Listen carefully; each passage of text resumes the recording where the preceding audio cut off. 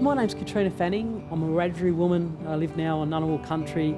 My family, my mother, her siblings were raised in a little place called Woorabinda. When they were kids, they weren't allowed to live in town. In fact, there was quite a lot of strict rules about even if they were allowed to go to school. Be a bottle baby, keep her close to me. My name's Monica and I am a proud Wadandi Bibbulmun Noongar woman from Perth, Western Australia. The song that I just sang for you earlier was called Beer Bottle Baby, and that came out of a couple of years ago.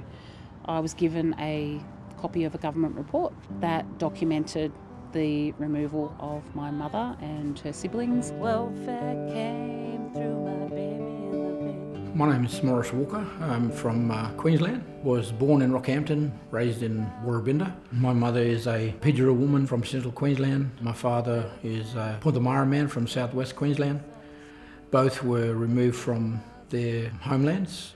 National Sorry Day is important to me because it acknowledges the trauma and the loss that we've had through the government's policies of creating dysfunction in our communities, in our families. The day my mum was removed, so she was 2 years old, it was the 4th of November 1959.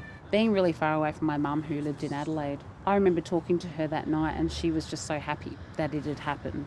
It didn't change what had happened to her, but it meant that there was this nationwide acknowledgement that it had happened. For the people who we hear don't want to say sorry, don't acknowledge that there even was a stolen generation, I feel a sense of sadness that they are unable to understand the history of our place. I haven't caused a drought, I never fought in a war, but I have empathy for the situation that fellow Australians went through and the sacrifices they made to make this country a better place. There's things that happen in our past that are unforgettable, and our ancestors, our parents, our grandparents actually lived that lifestyle and lived through that trauma. It's not about making anyone feel personally guilty or responsible, putting blame on people that are here now.